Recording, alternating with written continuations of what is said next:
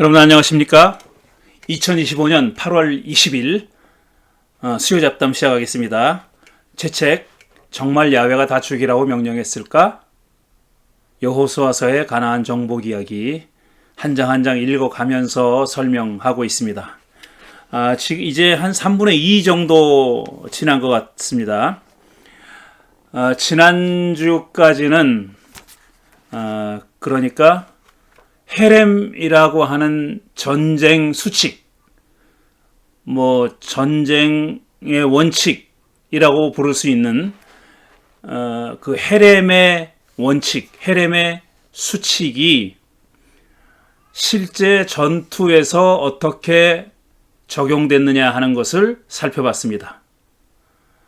근데 대표적으로 여리고성 전투, 그 다음에 아이성 전투, 그 다음에 가나안에서 이스라엘이 가나안 종족들과 벌였던 그 외의 몇 가지 전투들, 그리고 보론으로 정복시대, 가나안 정복시대에 벌어진 사건은 아니지만 그 이후에 사무엘이 사울을 왕으로 앉힌 이후, 그러니까 사울이 왕이 된 다음에 벌였던 이 아말렉과의 전쟁에서 적용된 헤렘의 전쟁 수칙 이야기를 살펴봤습니다. 그러니까 지난주까지는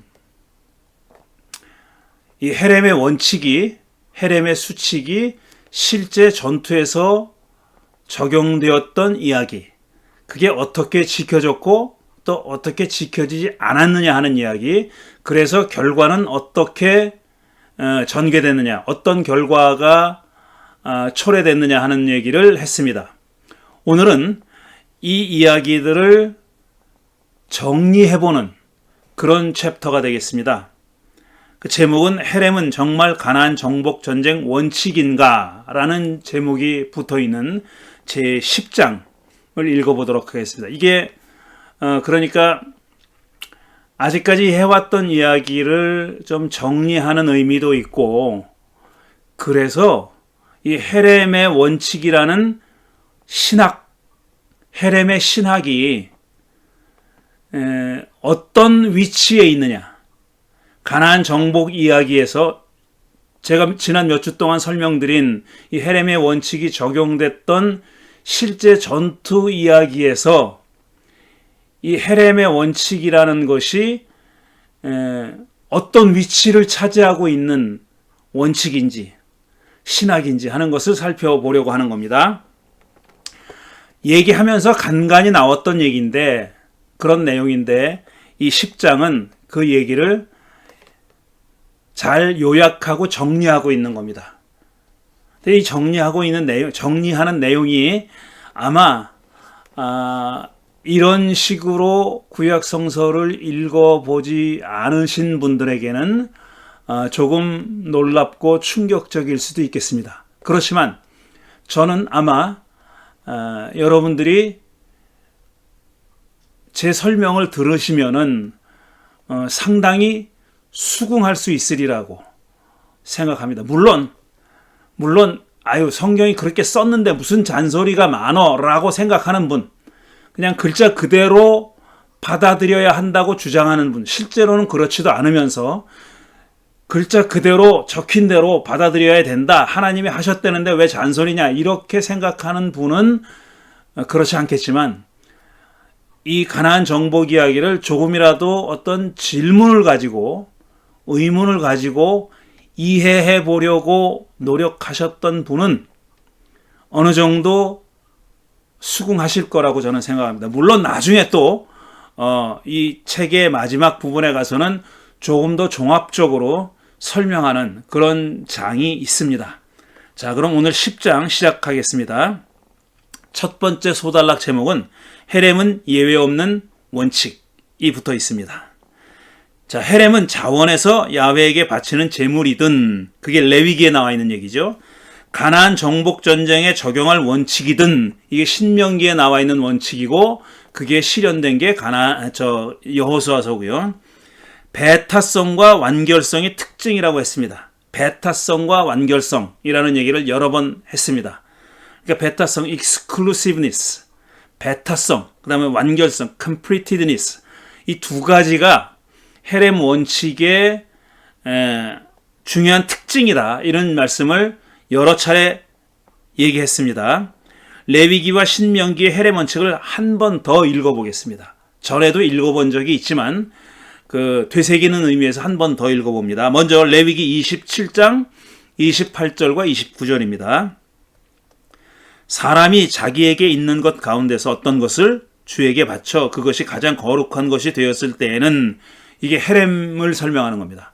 제물로서의 헤렘, 사람이든 짐승이든 또는 유산으로 물려받은 가문에 속한 밭이든 그것들을 팔거나 무르거나 할 수 없다. 일단 야훼께 바쳐진 것이면은 사람이든 짐승이든 또는 땅이든 뭐가 됐든지 간에 일단 야훼 신에게 바쳐진 것은 팔거나 그것을 물을 수 없다. 되돌려 받을 수 없다는 얘기입니다. 한 번 주었으면 끝이다. 바쳤으면 끝이다 이겁니다.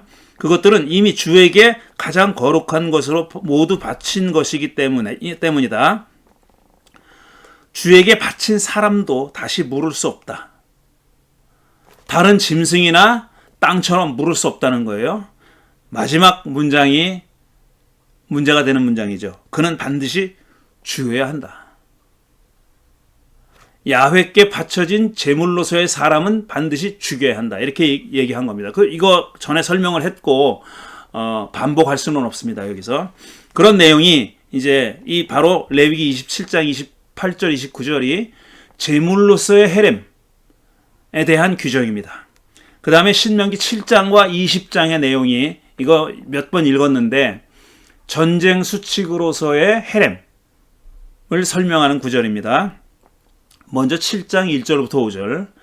주 당신들의 하나님이 당신들이 들어가 차지할 땅으로 당신들을 이끌어 들이시고 당신들 앞에서 여러 민족 곧 당신들보다 강하고 수가 많은 7민족인 헷족과 기르가스족과 아모리족과 가나안족과 브리스족과 히위족과 여부스족을 다 쫓아내실 것입니다. 가나안 땅에서 쫓아낼 거다고 얘기했습니다. 야훼가 쫓아내신다는 거예요. 이스라엘이 쫓아낸다는 얘기가 아니라 야훼가 쫓아낼 거다 그랬어요. 주 당신들의 하나님은 그들을 당신들의 손에 넘겨주셔서 당신들이 그들을 치게 하실 것이니 그때 당신들은 그들을 전멸시켜야 합니다. 자, 쫓아내실 것이다라는 말과 전멸시켜야 합니다라는 말은 사실 서로 상응하지는 않죠. 쫓아내면은 그 땅에서 사라진 겁니다.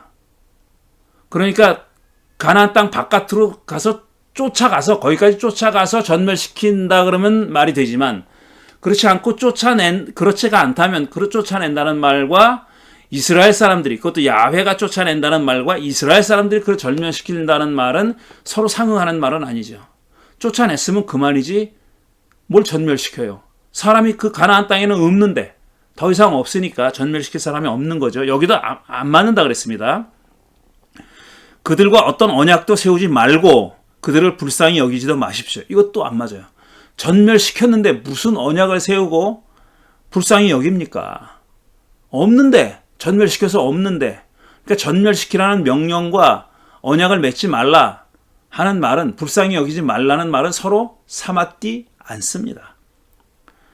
그들과 혼인관계를 맺어서도 안 됩니다. 그들의 딸을 그들의 아들과 당신들 딸을 그들의 아들과 결혼시키지 말고 당신들 아들을 그들의 딸과 결혼시키지도 마십시오.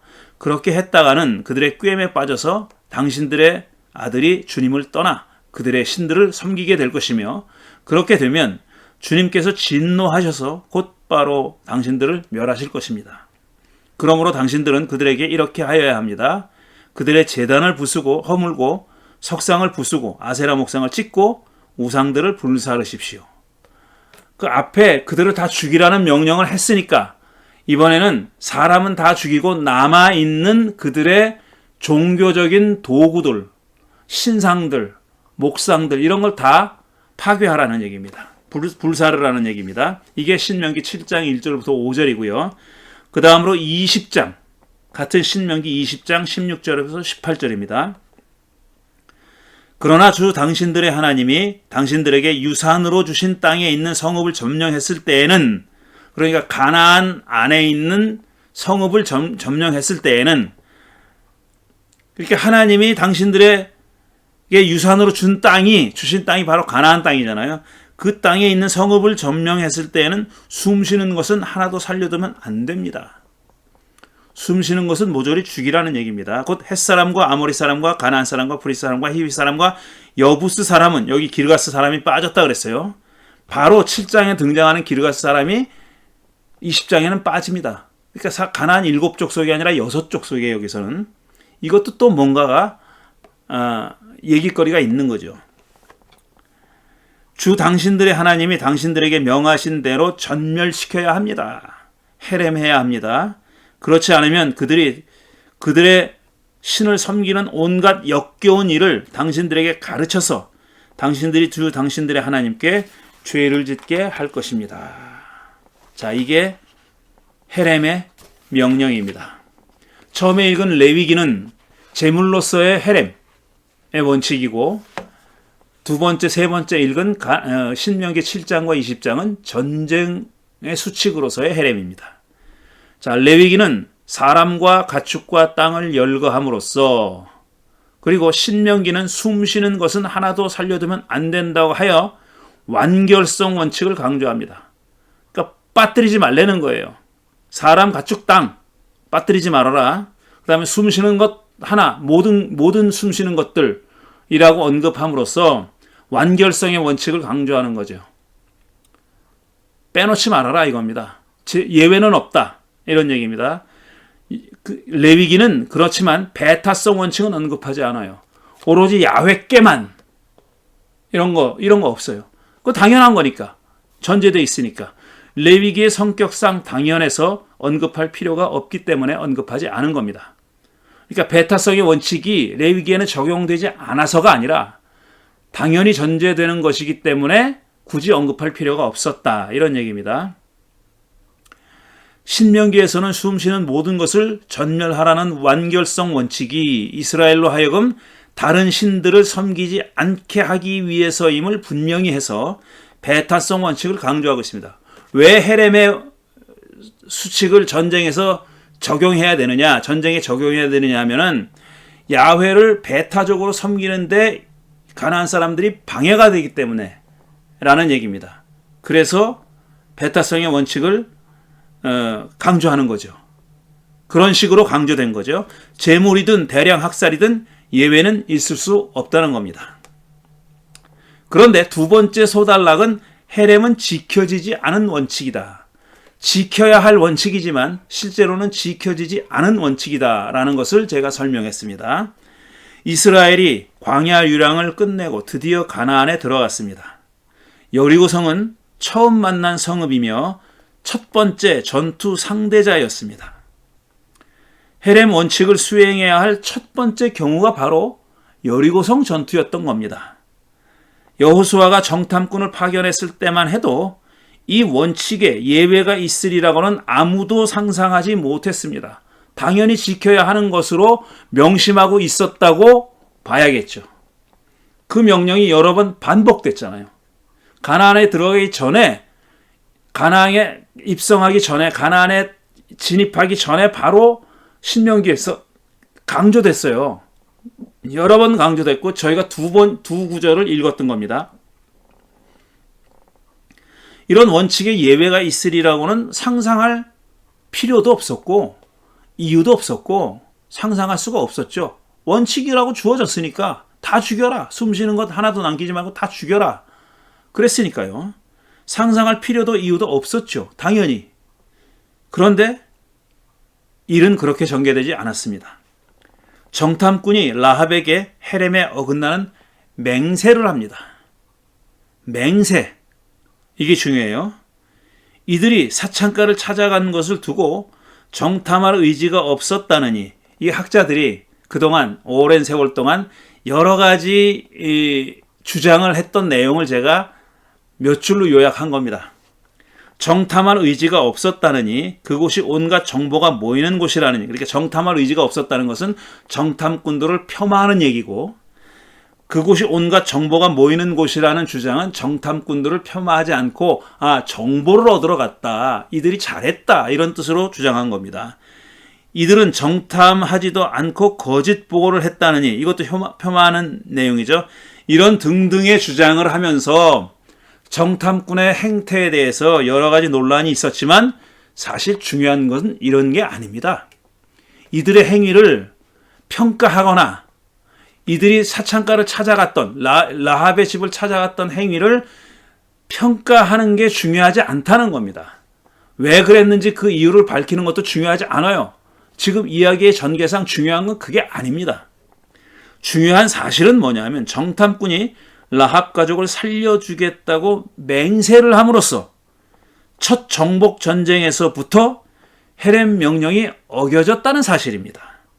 그리고 정탐꾼들만 그랬던 게 아니라 여호수아도 이스라엘 민족을 이끄는 유일한 지도자였던, 최고 지도자였던 여호수아도 이를 추인했다는 사실이에요. 헤렘 명령을 어기겠다고 어기는 걸 맹세한 이 정탐꾼을 꾸중하고 벌 주기는커녕 그걸 돌이킬 수 없는 사실로 인정하고 추인했어요. 누가? 여호수아가. 최고 책임자가, 최고 지도자가 그렇게 추인한 겁니다. 여호수아는 정탐꾼을 비난하지도 벌하지도 않았습니다. 그런 얘기가 없어요. 헤렘 명령을 어겨도 아무 문제가 없다는 듯이, 그건 그럴 수도 있지 라는 듯이 그 정탐꾼의 자초지종 보고를 듣고 그래? 잘했네. 마치 그랬다는 듯이, 잘했다는 말은 안 했지만 그 어떤 비난도 꾸중도 하지 않았어요. 아무 문제가 없다고 판단한 것으로 보이죠. 누가? 여호수아가. 실제 전투에서는 헤렘 명령이 철저히 지켜졌죠. 6장 22절 그렇게 써 있어요. 나중에 그렇지 않았다는 사실이 밝혀지지만 전투를 치르는 동안은 그런 줄 알았습니다. 아간이라는 자가 그런 짓을 했다는 것을 몰랐으니까. 전투가 다 치러진 다음에도 몰랐어요. 언제 알려집니까? 아이성 전투에서 처음 실패한 다음에 알려지잖아요. 헤렘 명령을 어긴 사실은 다음에 치러진 아이성 전투에서 패배하는 바람에 알게 된 겁니다. 아간이 범인으로 밝혀졌고 그와 그의 가족과 모든 재산이 죽거나 불태워진 다음에야 이스라엘이 헤렘되는 위기에서 벗어납니다. 만약 이러지 않았다면, 이런 조치를 취하지 않았다면 헤렘을 어긴 자들도 헤렘된다. 이게 또 헤렘의 원칙이잖아요. 그러니까 이스라엘 민족이 헤렘 당할 위기에 놓여 있었던 겁니다. 그걸 막은 게 아간의 가족들에게, 아간의 소유물에게 처해진 조치예요. 그렇게 조치를 함으로써 이스라엘 백성들이 헤렘 당하는 것이 일어나지 않은 겁니다. 막아졌던 겁니다. 아간에게는 배교한 성읍에 적용된 것과 같은 처벌이 가해졌습니다. 모조리 다 죽이고 불태우는 겁니다. 아간 때문에 생긴 문제가 이렇게 해결되자 그 다음에는 아이성을 어렵지 않게 정복했죠. 문제가 해결됐으니까. 그러니까 아이성 전투에서 처음 실패한 원인은 헤렘 명령을 아간이 어겼기 때문입니다. 그게 확인된 거죠. 그동안 헤렘에 원칙이라는 타이틀을 붙여서 불렀지만 헤렘이 과연 그 원칙이라는 말에 어울리는지는 의문입니다. 물론 원칙을 어겨도 되는 경우가 있기는 해요. 원칙도 어기는 경우가 있기는 합니다. 원칙이라고 해서 늘 지켜지지는 않지요. 그리고 원칙이 깨졌을 때 회복하는 방법도 있습니다. 대부분의 경우는 있습니다. 그리고 이 경우에도 있어요. 아간의 경우가 그랬죠. 그래서 이스라엘은 아간의 모든 것을 제거함으로써 헤렘을 어긴 데 대한 그 나쁜 결과를 해소했어요. 정상으로 돌아온 겁니다. 그렇지만 아간의 경우는 그랬지만 라합은 어땠냐 하는 거예요. 라합은. 그녀의 경우도 헤렘의 원칙이 어겨진 거죠. 깨진 거죠. 마땅히 죽어야 할 라합 가족을 살려뒀으니까. 여리고성에서 숨쉬는 것은 모두 죽여야 했는데 라합과 가족은 정탐꾼들의 맹세 덕분에 살아남았습니다. 정탐꾼은 해서는 안 될 맹세를 했고 여호수아도 맹세 지키는 것을 헤렘 명령 실행보다 우위에 뒀어요. 그랬으니까 라합 가족을 살려둔 겁니다. 여호수아도. 그러니까 자기가 한 맹세도 아니고 정탐꾼이 한 맹세이지만 그 맹세한 것을 헤렘의 원칙을 지키는 것보다 더 우위에 뒀기 때문에, 더 앞세웠기 때문에 헤렘 원칙을 깨뜨렸던 거죠.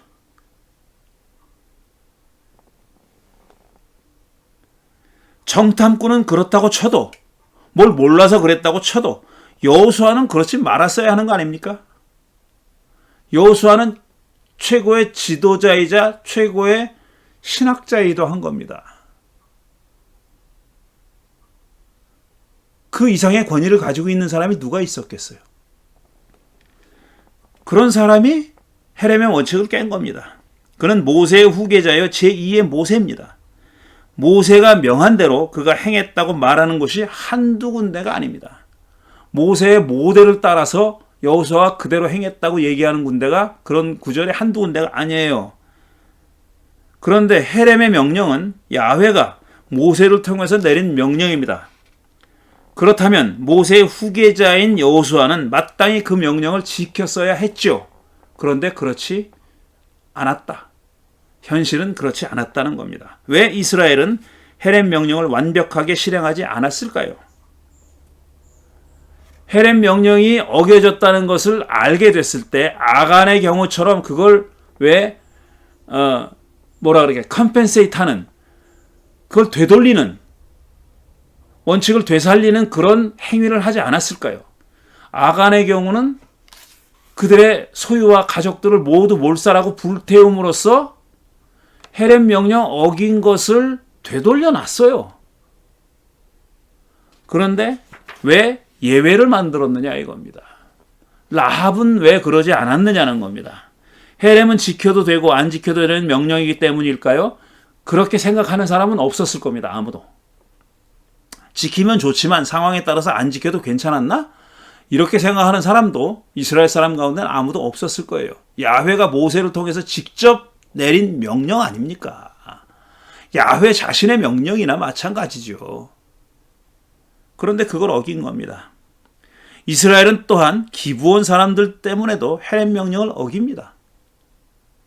거짓말한 기브온 사람들 때문에 헤렘 명령을 어겨요. 왜 어겼느냐? 이스라엘은 그들이 거짓말한다고 의심하면서도 그들과 동맹을 맺었어요. 의심은 했지만 속아 넘어갔다 치자고요. 속아 넘어갔다고 치자고. 그러나 속아 넘어간 걸 안 다음에도 그들과 맺은 언약을 깨뜨리지 않았습니다. 그들과 맺은 언약을 깨뜨리고 헤렘 명령을 실천하지 않았어요. 기브온 사람들은 헤렘의 대상입니다. 헤렘의 명령대로라면 죽였어야 되는 사람이에요. 기브온 사람들 가운데, 기브온 성읍에 속한 것들 가운데 숨쉬는 것 하나도 남기지 말고 다 죽였어야 되는 거예요. 그런데 그렇게 하지 않았습니다. 거짓말에 속아서 언약을 맺었기 때문에 그렇게 했다는 거예요. 속았다는 사실이 밝혀진 후에도 동맹을 깨지 않았습니다. 언약은 무슨 일이 있어도 파기할 수 없는 것이 아닙니다. 왜? 언약에는 조건이 따랐어요. 뭐뭐 하는 한 해만 이 언약이 유지되는 겁니다. 야훼와 이스라엘 사이에 맺어진 언약도 마찬가지예요. 조건이 붙어 있습니다. 조건이 깨진다면, 조건이 지켜지지 않는다면 그 언약 자체를 깨뜨려도 되는 거예요. 근데 기브온 사람들은 거짓말하고 언약을 맺었잖아요. 그럼 언약에 합당한 조건이 안 되는 거예요. 합법적인 조건이 아니에요. 그러니까 불법적으로 맺어진 언약인 겁니다. 거짓말했으니까. 그러니까 사실 깨도 되는 거예요. 그게 상식적인 판단 아닙니까? 그런데 그게 그렇게 하지 않았다는 거예요. 그렇게 하지 않았습니다. 당사자 쌍방 중 한 편이 조약을 어기면 언약은 파기됐습니다.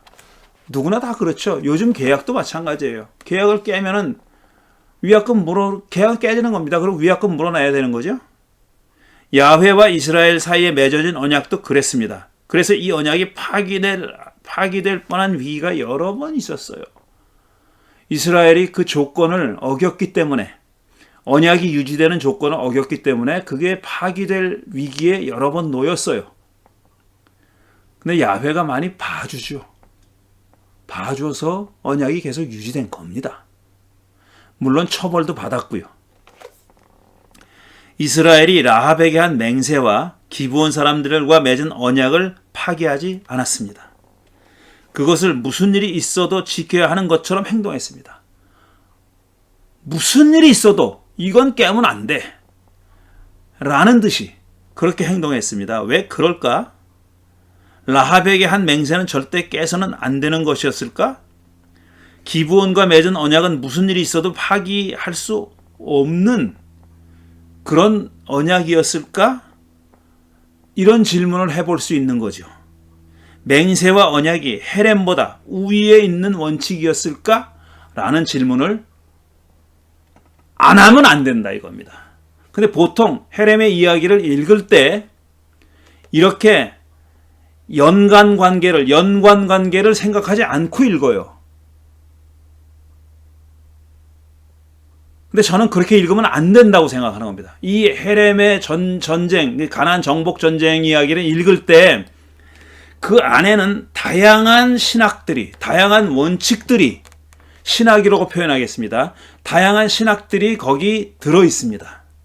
그리고 여러 다양한 관계를 맺고 있어요. 1대1의 관계, 1대 다자의 관계, 다자 대 다자의 관계를 맺고 있습니다. 다양한 신학들이 있는데 그 서로 얽히고 설켜 있어요. 근데 그 관계를 규명하는 일이 중요하다. 어떤 관계를 맺고 있는지, 다양한 신학들이 어떤 관계를 맺고 있는지가 중요하다는 겁니다. 그 얘기를 지금 하려고 하는 겁니다. 구약성서에는 다양한 신학들이 공존합니다.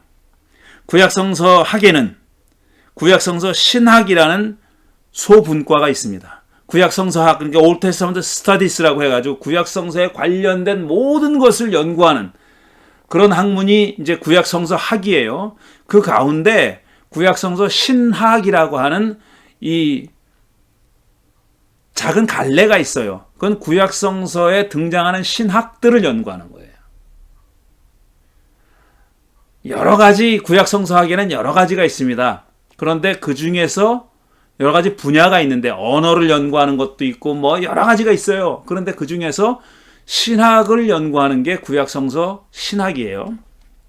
이름은 단수로 신학이라고 부르지만 실제로 구약성서에는 복수의 다양한 여러 가지의 신학들이 있습니다. 그래서 근래는 구약성서 신학을 쓰는 학자들이 복수로 쓰는 경우가 여러 번 있어요. 구약성서 올드 테스타먼트 티올로지라고 안 하고 올드 테스타먼트 티올로지즈라고 제목을 그렇게 붙이는 사람들도 많이 있습니다.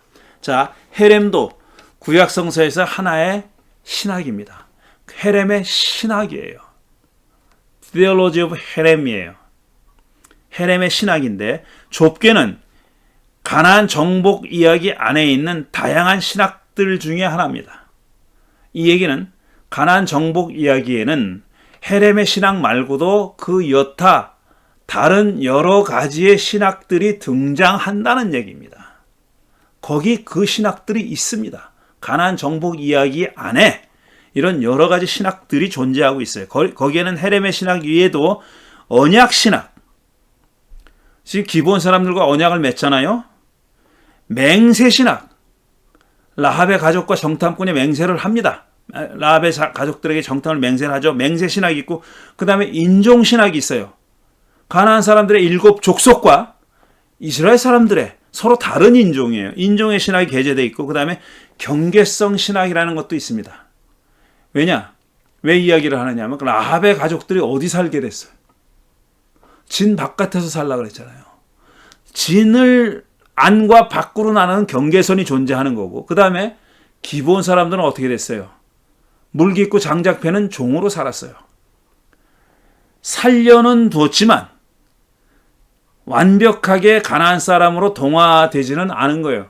그건 허락하지 않은 거예요. 그 얘기는 기브온 사람들과 이스라엘 사람들 간에 경계선이 있다는 얘기예요. 바운더리가 있다는 거예요. 바운더리 신학, 바운더리에 관련된 신학이 가나안 정복 이야기에 등장하는 겁니다. 이렇게 제가 몇 가지만 들었는데 이 이외에도 또 있을 수 있습니다. 헤렘 신학 이외에도 언약 신학, 맹세 신학, 인종 신학, 경계성 신학 등 다양한 신학들이 이 가나안 정복 이야기에 들어 있습니다. 그러니까 이 정복 이야기를 신학적으로 이해하려면 헤렘 신학만 가지고는 안 된다는 얘기예요. 이 다양한 신학들 사이의 관계를 규명하지 않으면 안 됩니다. 어떻게 얽혀 있는지, 어떻게 관련돼 있는지 하는 것을 이해해야 된다는 얘기입니다. 거기에는 헤렘 신학만 섬처럼 떠 있는 게 아닙니다. 여러 신학들이 얽히고 설켜 있습니다. 그래서 헤렘 신학 하나를 이해하기 위해서도 그것이 다른 신학들과 어떤 관계로 얽혀 있는지를 알아야 하는 겁니다. 또 다른 신학들 경우도 마찬가지고요.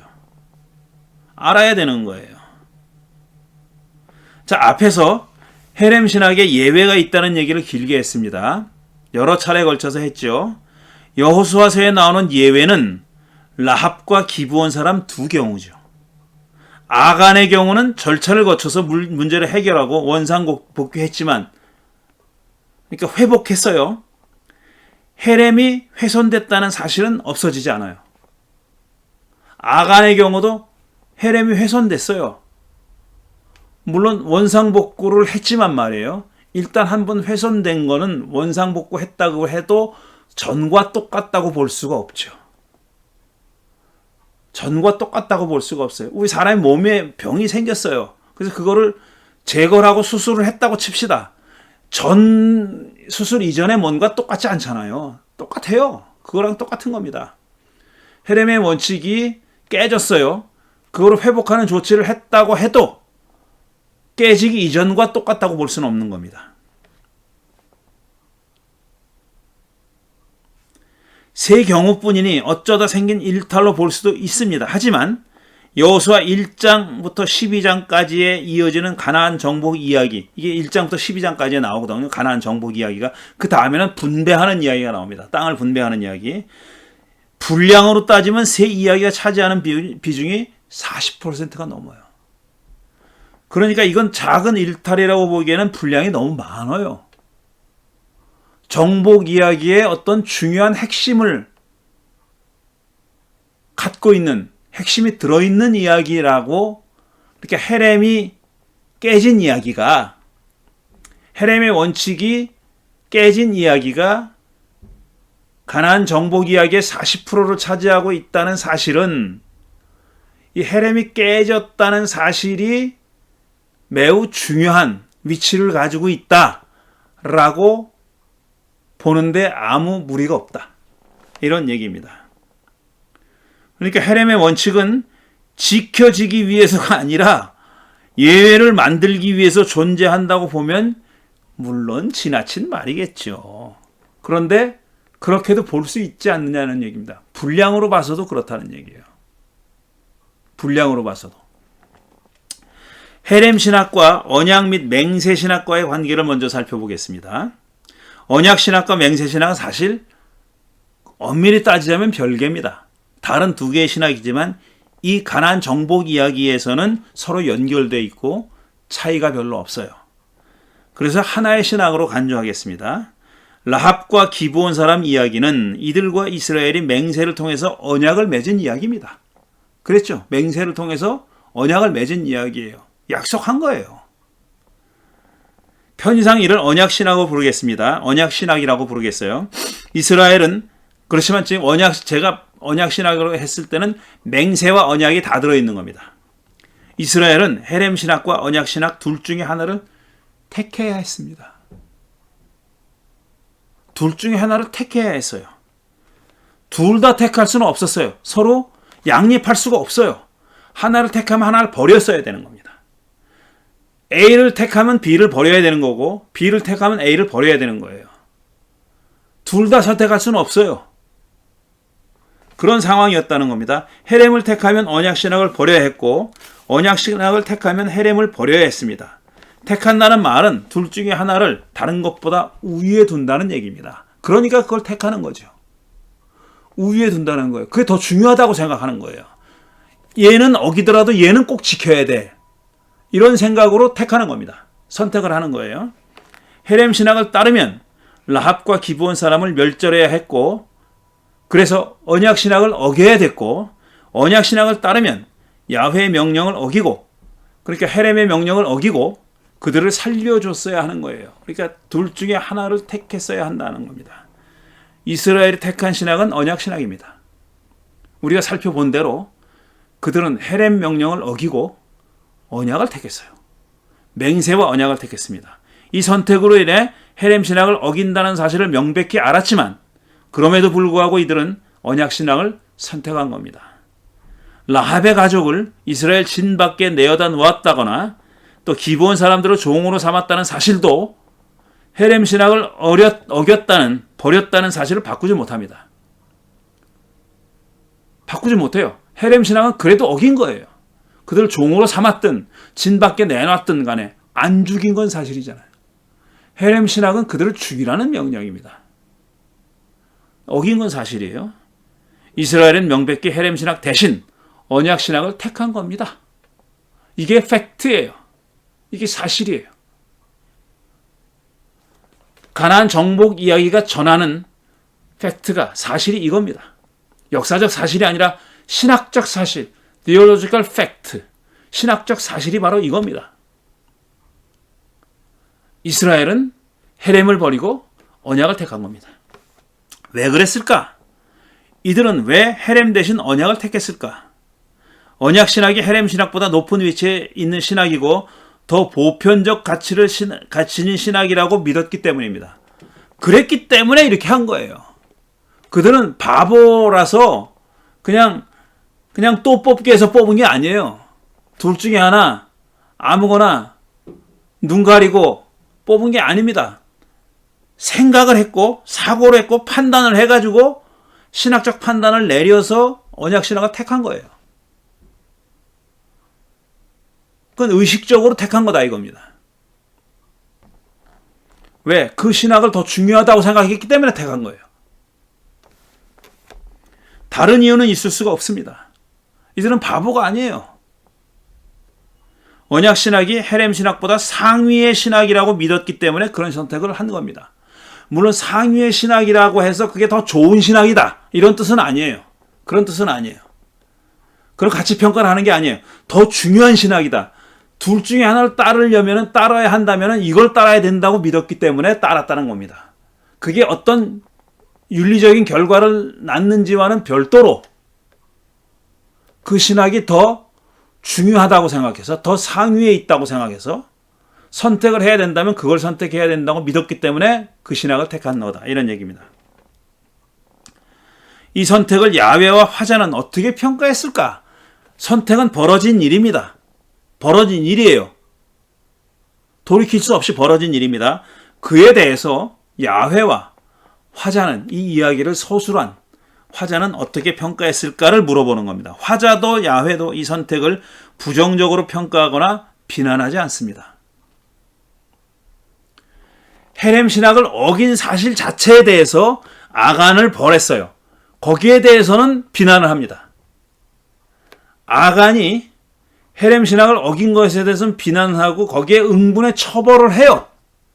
그게 헤렘 가족들을 헤렘시키는 일이에요. 그렇지만 그건 아간이 다른 누구와 얽히지 않고 그러니까 다른 신학과의 관련성이 없이 오로지 탐욕에서 한 행동입니다. 탐욕에서 저지른 행동이 헤렘의 물건을 빼돌린 거예요. 거기에 대해서 헤렘은 응분의 처벌을 받은 겁니다. 그런데 라합과 또 기브온 사람과의 관계는 그렇게 단편적이지가 않은 거예요. 다른 신학이 얽혀 있는 겁니다. 어떤 신학이? 언약의 신학이 얽혀 있는 거예요. 아간의 케이스와는 다른 겁니다. 이거는. 다시 말씀드리면 아간의 케이스는 다른 그 어떤 신학이 얽혀 있는 게 아니에요. 오로지 탐욕의 결과입니다.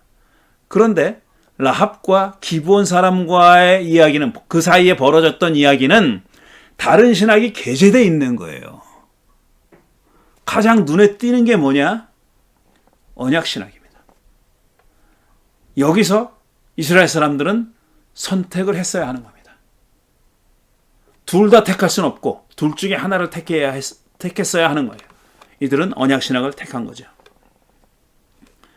그런데 이 선택에 대해서 화자도 야훼도 부정적으로 평가하거나 비난하지 않습니다. 대놓고 비난하지 않아요. 아무런 평가도 하지 않아요. 그냥 덤덤하게 서술합니다. 이스라엘이 야훼에게 어떻게 해야 할지 묻지도 않고 기브온 사람과 언약을 맺었다는 서술은 분명히 긍정적인 평가는 아닙니다. 하지만 부정적으로만 평가했다고 볼 수도 없어요. 그거를 그렇게 넌지시 얘기하고 그냥 끝나버려요. 야훼께 묻지도 않고 했다. 제가 전에 한번 말씀드렸지만 야훼께 묻고 했더라면 야훼가 매우 난처한 처지에 놓였을 거다 라고 제가 우스갯처럼 얘기했잖아요. 묻지 않았다는 것은 오히려 야훼가 그 일에 개입하지 않았다는 일종의 예외를 만들어준 그런 이야기이기도 합니다. 물론 읽으면 야훼께 묻지도 않았어? 이런 나쁜 놈들이라는 판단이 서지만 동전의 다른 편은 이렇게도 볼 수 있다는 겁니다. 그래서 야훼에게 책임을 묻지 못하게 된 거예요. 안 물어봤으니까. 비판이라고 해도 이 묻지도 않고라는 했다는 것을 비판이라고 해도 소극적인 수준을 넘지 않죠. 그 정도입니다. 이거 그리고 어떻게 해야 할지 묻지도 않았다는 말은 화자의 말이에요. 이 이야기를 쓴 저자의 말이에요. 그러니까 묻지도 않은 것에 대해서 야훼가 어떻게 평가했느냐 하는 얘기는 없어요. 그리고 묻지도 않은 행위에 대해서 화자가 어떻게 평가했다는 것도 물론 긍정적인 뜻은 없지만 그렇다고 대놓고 부정적으로 평가한 것만도 아니다. 이런 얘기입니다. 세 번째로 인종신학과의 관계입니다. 왜 가나안 사람들은 해렘됐어야 할까? 야훼가 이스라엘의 조상들에게 주겠다고 약속한 땅에 살았기 때문입니다. 만일 이 일곱 족속이 가나안 땅에 살지 않고 다른 땅에 살았더라면 해렘될 이유가 없습니다. 그들이 야훼가 이스라엘의 조상들에게 주겠다고 약속한 가나안 땅에 살았기 때문에 해렘됐어야 되는 거예요. 그게 이야기의 흐름이에요. 이 구약 성서가 서술하는 바가 그겁니다. 바로 신명기는 그들이 이스라엘을 유혹해서 배교하게 만들까 봐 그랬다고 하지만 만일 그들이 가나안 땅 아닌 다른 땅에 살았더라면 해렘될 이유가 없죠. 그건 자기들이 알아서 사는 거예요. 무슨 신을 섬기든지 상관없어요. 구약 성서는 그런 다른 신을 섬기는 사람들을 소위 전도해서 야훼 백성들로 만들려고 하는 이야기가 눈꼽만큼도 없습니다. 그들은 그들이 믿는 신을 믿고 사는 거예요. 그냥 상관없어요. 상관하지 않아요. 그들을. 근데 이들이 문제가 된 건 뭐냐? 이들이 가나안 땅에 살았기 때문입니다. 유일한 이유예요. 유일한 이유. 그리고 그들 때문에 이스라엘 사람들이 배교할까 봐, 야훼를 버릴까 봐, 그들의 신을 따라갈까 봐 그들을 죽이겠다는 겁니다. 이스라엘의 전투 수칙만 봐도 그렇습니다. 가나안 바깥의 종족과는 항복하지 않을 때만 싸워서 남자들만 죽이라고 했습니다. 우리가 살펴봤죠. 숨쉬는 것은 모두 죽이라는 해렘 명령은 가나안 땅에 있는 사람들에게만 주어진 겁니다. 해렘 신학과 인종 신학이 동등한 것처럼 보이죠. 같은 위치에 있는 것처럼 보이잖아요. 그렇지만 라합과 기브온 사람들은 인종으로는 가나안 사람이지만 해렘되지 않고 살아납니다. 인종으로는 가나안 사람이지만 해렘되지 않고 살아나요. 인종적으로 가나안 사람이라고 해도 누구나 해렘되어야 했던 것은 아닌 거죠. 그러니까 이는 헬렘 신학이 인종 신학보다 우위에 있다는 겁니다. 그러니까 헬렘 신학이 예외를 만들 수 있는 거지 인종 신학이 헬렘의 예외를 만드는 건 아니다. 그 인종이 이런 인종이었기 때문에 헬렘을 해서는 안 되는 예외를 만드는 게 아니라 헬렘 신학이 인종의 예외를 만든 거예요. 기브온 사람과 라합의 가족이라는 예외를 만든 거예요. 그러니까 헬렘 신학이 인종 신학을 우위에서 그 위에서 규정한다고 보는 것이 맞는 거죠. 헬렘 신학은 가나안 사람에게만 적용되지만 모든 가나안 사람에게 예외 없이 적용되지는 않았습니다. 원칙은 그렇게 했어야 됐는데 실제 벌어진 일은 예외가 만들어진 거잖아요. 그렇다면 가나안 사람들이 헬렘된 이유가 그 땅에 살았기 때문이란 대답도 틀렸습니다. 라합과 기브온 사람은 그 땅에 살았지만 헬렘당하지 않았으니까. 거기 살던 라합과 기브온 사람들은 헬렘되지 않았으니까 말이에요. 그러니까 가나안 사람들이 헬렘된 이유가 오로지 그들이 그 땅에 살았기 때문이다 라는 말도 예외를 만들어낸다 이거예요. 거기에도 예외가 있었더라 이런 얘기입니다. 이들이 이스라엘과 함께 사는 것은 허락됐지만 그들과 동일시되는 것은 허락되지 않았습니다. 종이었고 진 밖에서 살았고 공존하되 완전히 동화되는 것은 허락할 수 없다는 겁니다. 이는 가나안 사람들을 헬렘해야 하는 이유와 관련이 있습니다. 라합과 기브온 사람들도 가나안 사람들이므로 일정한 거리를 두어야 그들에게 유혹되어 야훼를 버리지 않을 것이기 때문에 거리를 뒀어야 된다. 얘네들한테 유혹돼서 그들로 넘어갈 수도 있으니까. 그런 얘기입니다. 정리하면 가나안 사람들이 헬렘되어야 했던 이유는 그들이 가나안 사람이었기 때문만도 아니고 그 땅에 살고 있었기 때문도 아닙니다.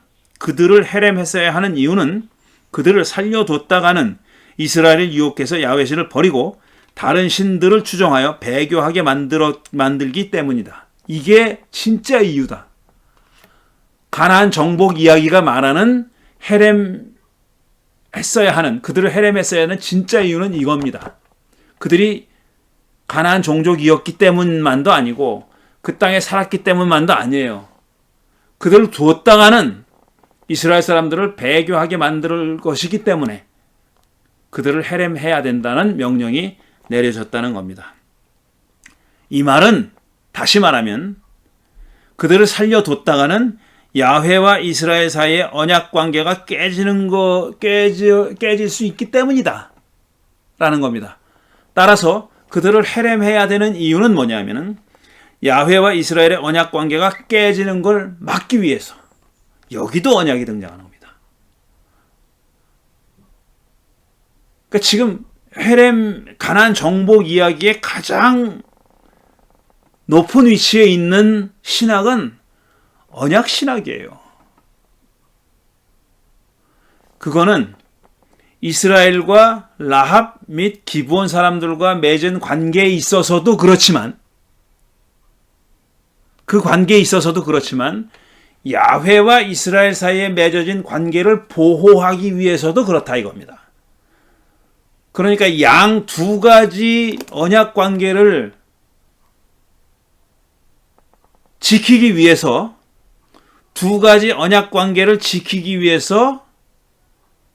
헬렘 명령이 주어진 겁니다. 그 말은 두 가지 언약 관계가 헬렘 명령보다 헬렘 신학보다 우위에 있다는 얘기예요.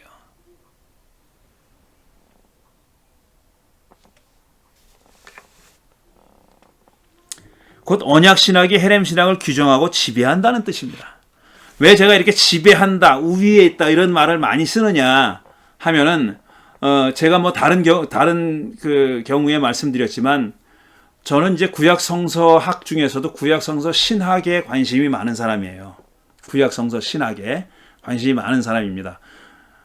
그런데 구약 성서 신학에 뭐 여러 책들을 읽어보고 공부하고 했는데 저를 깜짝 놀라게 하고 저의 시각을 완전히 뒤집어 놓은 그런 책이 있습니다. 그게 Task of the Old Testament Theology라는 롤프 크니림 교수가 쓴 책이에요. 1990년대 말에 나온 책인데 이거는 아주 조직적인 신학, 그러니까 구약 성서 신학 책이 아니에요. 보통 구약 성서 신학 책이라고 하면은 뭐 얼개가 있어요. 어떻게 하나님은 뭐다, 뭐 이스라엘은 뭐다, 뭐 이렇게 주제별로 쭉 그렇게 그렇게 그 얼개를 짜가지고 구조를 만들어서 쓴 책인데 그 Task of the Old Testament Theology라는 책은 그게 아니에요. 이 롤프 크니림 교수가 구약 성서 신학에 관해서 쓴 논문들을 모아놓은 책입니다. 논문집이에요. 근데 이 롤프 크니림 교수는 돌아가셨는데 이런 아주 구조가 짜여져 있는 일반적인 구약 성서 신학 책을 쓰지 않았어요. 그리고 이 책을 낸 겁니다. 이 책이 이분이 낸 구약 성서 신학 책이에요. 물론 많이 주위에서 얘기를 하셨겠죠. 그러지 말고 이 논문집 말고 이렇게 구조가 돼 있는 짜여져 있는 그런 책을 써보시라고 했겠죠. 그런데 그분은 쓰지 않았어요. 이걸로 충분하다. 그리고 말았다 그래요. 근데 그 책의 특징은 뭐냐면은 이 월터 브리그만 같은 사람 책도 마찬가지인데 월터 브리그만 책은 뭐냐면은 그 아주 두꺼운 그 700페이지인가 800페이지 되는 그 두꺼운 구약 성서 신학 책도 이렇게 다양한 신학이 있다는 것을 얘기해요. 구약 성서에는 다양한 신학이 있다. 그렇게 얘기하고 자기도 뭐라 그러냐 법정이라는 말을 쓰면 콜트라는 말을 써요. 그 법정에 그 신학이 나와 있다 그래요. 그런데 그 양반은 딱 거기까지만 얘기해요. 그 다양한 신학이 관계를 맺고 있다고 얘기해요. 그렇게까지는 얘기하는데 사실 그냥 동등한 위치에서 관계를 맺고 있는 게 아니에요. 지금 우리가 이 헤렘 신학과 언약 신학을 얘기하면서도 살펴봤겠지만 뭔가를 하나를 취하려면 하나를 버려야 되는 경우가 있습니다. 뭔가 하나를 우위에 놓고 봐야 할 때가 있어요. 이 동등하지가 않다는 얘기예요. 이 평면에서 놓여 있지 않다. 평면에서 다 똑같은 지위를 가지고 있지 않다는 거예요. 다양한 신학들은 그 신학들은 약간의 차이라 할지라도 높낮이가 있어요. 높낮이가 있어요. 어떤 하나의 신학이 다른 하나의 신학보다 더 우선시되고 그 프라이오리티가 있는 신학이 있다고요. 근데 프라이오리티가 있다고 더 프라이오리티를 갖는 신학이 다 좋은 신학이라는 뜻이 아니에요. 선한 신학이라는 뜻이 아니에요. 선하고 악하고 좋고 나쁘고의 판단을 하기 이전에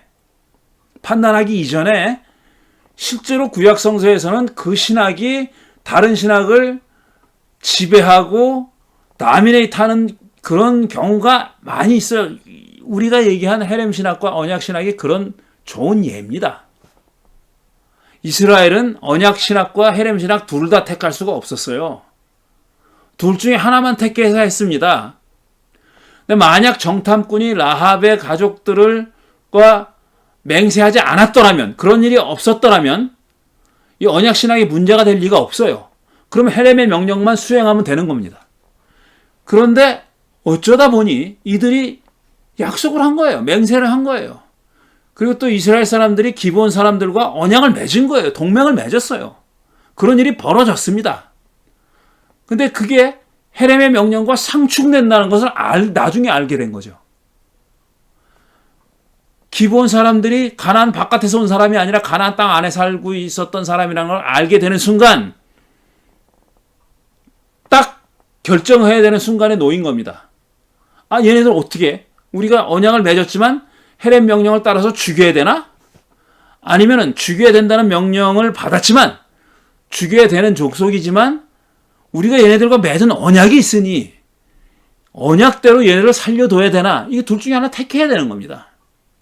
다시 말씀드리지만 아간의 경우처럼 다른 신학이 게재되지 않은 경우에는 벌하면 돼요. 뒤늦게라도 헤렘의 명령이 어겨졌다는 것을 발견하게 되면 그거를 회복하는 절차를 밟으면 된다고요. 근데 이거는 회복하는 절차를 밟을 수가 없어요. 다른 신학이 게재되어 있기 때문에. 둘 중에 하나 택해야 되는 거예요. 근데 이스라엘 사람들은 언약을 택한 겁니다. 그 얘기는 이스라엘 사람들이 언약이 헤렘보다 더 중요하다고 생각하기 때문에 그런 거예요. 이거는 무슨 빼박이에요, 빼박. 팩트예요. 그런 일이 벌어졌다고 얘기하는 겁니다. 가나안 정복 이야기가. 왜 이거를 이렇게 중요하게 얘기하는 사람들이 그렇게 많지 않은지 모르겠어요. 이건 역사적인 문제가 아니라 히스토리컬 프로블럼이 아니라 신학적인 문제입니다. 신학적인 문제를 담고 있는 이야기예요. 그러니까 헤렘이 일어났느냐 안 일어났느냐 이거보다 중요한 건 뭐냐면은 이 헤렘을 전하는 가나안 정복 이야기가 어떤 신학을 지금 우위에 놓고 서술하고 있느냐를 알아내는 게 그걸 파악하는 게 더 중요하다고 생각하는 겁니다. 저는. 그리고 왜 그 신학을 더 중요하게 생각했는지 하는 것도 밝혀낼 수 있으면은 밝혀내는 게 중요하다고 저는 그렇게 생각하는 겁니다.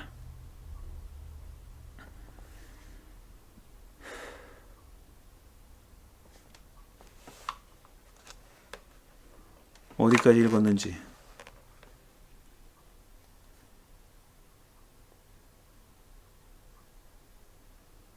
자, 정리하면 여기부터 있죠. 정리하면 가나안 사람들이 헤렘 되어야 했던 이유는 그들이 가나안 사람들이었기 때문도 아니고 그 땅에 살고 있었기 때문도 아닙니다. 그들을 헤렘했어야 하는 이유는 그들을 살려뒀다가는 이스라엘을 유혹해서 야훼 신을 버리고 다른 신들을 추종하여 배교하게 만들기 것이기 때문입니다. 곧 야훼 이스라엘의 언약 관계가 깨지는 걸 막기 위해서였다는 겁니다. 그게 헤렘 명령의 목적입니다. 이유이자 목적이에요. 곧 언약 신학이 헤렘 신학을 규정하고 지배한다는 뜻입니다. 라합과 기브온 사람들은 야훼에 대한 신앙 고백을 통해서 언약 관계에 편입됐기 때문에 헤렘당하지 않았습니다. 언약 관계를 맺었기 때문에 헤렘당하지 않은 거예요. 신앙 고백이 이들을 살렸던 겁니다. 그러니까 이들의 신앙 고백이 진심에서 우러나왔던 아니면은 아부하기 위해서였던 간에 이들이 한 신앙 고백 때문에 라합 가족과 기브온 사람들은 살아난 거예요. 라합은 이렇게 신앙 고백했죠. 나 라합은 주님께서 이 땅을 당신들에게 주신 것을 압니다. 우리는 당신 때문에 공포에 사로잡혀 있고 이 땅의 주민들은 모두 하나같이 당신들 때문에 간담이 서늘해졌습니다. 당신들이 이집트에서 나올 때에 주님께서 당신들 앞에서 어떻게 홍해의 물을 마르게 하셨으며 또 당신들이 요단강 동쪽에 있는 아모리 사람들의 두 왕 시혼과 옥을 어떻게 전멸시켰고 희생제물로 바쳤는가 하는 소식을 우리가 들었기 때문입니다. 우리는 그 말을 듣고 간담이 서늘했고 당신들 때문에 정신을 잃고 말았습니다. 위로는 하늘에서 아래로는 땅에서 과연 주 당신들의 하나님만이 참 하나님이십니다. 이 마지막 문장이 중요하죠. 이렇게 신앙 고백을 했다는 거예요. 이걸 근거로 해서 언약이 맺어졌다 이렇게 보는 겁니다. 기본 사람들은 종들 곧 기본 사람들은 주 하나님의 명성을 듣고서 아주 먼 곳에서 왔습니다. 우리는 주님께서 이집트에서 하신 모든 일을 들었으며 또 주님께서 요단강 동쪽 아모리 사람의 두 왕 곧 헤스본 왕 시혼과 아스다롯이 있는 바산 왕 옥에서 하신 일을 모두 들었습니다. 그러니까 이런 신앙 고백에 근거해가지고 이들과 언약을 맺었다. 이런 얘기입니다. 자, 헤렘 신학은 인종과 땅에 구애받지 않습니다. 헤렘 신학은 인종 신학, 땅의 신학보다 우위에 있습니다. 그러니까 이 가나안 사람들이 헤렘 됐어야 하는 이유는 가나안 사람들이었기 때문도 아니고 그 땅에 살았기 때문도 아니에요. 언약 관계를 깨뜨릴 놈들이었기 때문에 헤렘했다는 겁니다. 그러니까 굳이 따지자면 인종신학과 땅신학보다 우위에 있는 게 헤렘신학이에요. 우위에 있다고 해서 더 좋은 신학이라는 뜻은 물론 아닙니다. 제가 여러 번 강조했어요. 더 좋은 신학이라는 뜻이 아니에요. 그리고 구약 성서에 있는 신학들이 다 좋지도 않습니다. 나쁜 신학들도 있어요. 얼마든지 있습니다. 얼마든지. 우위에 있는 신학이 하위의 신학을 규정하고 지배한다는 의미일 뿐입니다. 더 선하거나 정의롭거나 이거 아니에요. 더 좋은 신학이 늘 덜 좋은 신학을 규정하는 것도 아닙니다. 때로는 덜 좋은 신학이 혹은 나쁜 신학이 좋은 신학을 규정하는 경우도 있습니다. 덜 좋은 신학이 더 좋은 신학을 규정하고 지배하는 경우도 얼마든지 있습니다. 상하가 곧 선악은 아닙니다. 헤렘 신학은 그 자체가 목적이 아닙니다. 그것은 야훼 이스라엘의 언약 관계를 보호하기 위한 방편입니다. 목적은 언약 관계를 보존하는 거예요. 언약 관계는 헤렘 신학을 무효화할 수 있지만 그 반대는 결코 아닙니다. 가나안 정복 이야기는 표면적으로는 그 땅에서 숨쉬는 모든 것을 남김없이 죽이라는 헤렘 명령이 두드러지고 지배적으로 보입니다. 하지만 텍스트를 잘 읽어보면 거기에는 다수의 자료들이 섞여 있고 다양한 층위가 존재하고 다양한 신학들이 공존하고 있다는 것을 알게 돼요. 다양한 신학이 공존하는 이유도 이렇게 다양한 층위가 있기 때문에 다양한 갈래의 이야기들이 거기 들어있기 때문일 수도 있습니다. 정복 이야기는 사건이 벌어졌던 때 쓰이지 않고 상당히 후대에 쓰여졌습니다. 누구나 인정하는 겁니다. 학자들은. 이르게 잡아도 기원전 7세기 후반 요시야 왕 때보다 앞서지는 않는다고 생각해요. 아무리 빨리 잡아도 요시야 왕 때다. 그리고 늦게 잡으면 포로기로 보는 학자들도 많이 있습니다. 이 이야기는 벌어진 사건을 일어났던 그대로 전하려는 목적이 아니라 후대 사람들에게 메시지를 전하기 위해, 그러니까 이 이야기가 쓰여졌던 시대 사람들 생각에 자기보다 후대 사람들에게 어떤 중요한 메시지를 전하기 위해서 이 이야기를 만들어 썼다는 겁니다. 만들어냈다는 얘기입니다. 역사적 사실과 무관한 순 거짓말이다. 이런 뜻은 아닙니다. 역사적 사건에 기반을 두고 있지만 당대 사람들에게 일어났던 과거에 벌어졌던 역사적 사실이 있는 그대로 전하려는 목적이 아니라 특정한 메시지를 전하기 위해 쓰인 이야기라는 얘기입니다. 따라서 이 이야기를 순진한, 소위 순진하다고 주장하는, 믿는 신앙을 내세우며 글자 그대로 사실로 받아들이거나 완전히 반대로 리처드 호키스처럼 터무니없고 우스꽝스러운 허구로 읽는 것은 정당하지도 않고 바람직하지도 않습니다. 서구 역사, 교회 역사를 보면 오랫동안 이 이야기를 그렇게 읽어왔습니다. 글자 그대로 읽어왔고 뭐 전쟁을 합리화하는 데 쓰였어요. 현대에도 쓰이고 있어요. 지금 이스라엘도 이 이야기를 써먹습니다. 팔레스타인 사람들을 몰아내는데 이 이야기를 써먹고 있어요. 실제로. 정치가들이 이 이야기를 이용해 먹고 있습니다. 그걸 또 아주 보수적인 유대교인들은 또 그걸 서포트하고 있고요. 13장에서는 정복 이야기가 역사적으로 어떻게 읽히고 해석되어 왔는지를 살펴봅니다. 앞으로 몇 장 후에 11, 12장을 해야 되는데 13장에서는 이 이야기를 할 겁니다. 근데 그 전에 이 정복 이야기에서 그냥 지나쳐서는 안 되는 몇 가지 이야기들을 살펴보고 나서 13장에 이 정복 이야기가 역사적으로 어떻게 읽히고 해석되어 왔는지를 살펴볼 겁니다. 그러니까 앞으로 두 장은 이 이야기와 관련되지만 직접적으로 관련되지 않은, 하지만 그냥 지나쳐서는 안 되는 관련된 이야기들을 읽는데 두 장을 할애했습니다. 앞으로 몇 주 동안은 이 두 장을 읽으면서 설명하도록 하겠습니다. 오늘 좀 길게 진행했습니다. 이게 한 장을 다 마치려니까 길어졌는데 사실 저는 오늘 굉장히 중요한 얘기를 한 겁니다. 물론 뒤에 이야기를 다시 조금 더 자세하게 이 마지막 부분에 가면은 서술합니다. 그렇지만 오늘 띄워놓은 거예요. 오늘 띄우면서 제가 하고 싶은 얘기는 뭐냐면은, 자, 이 가나안 정복 이야기에는 다양한 그 신학들이 뒤섞여 있습니다.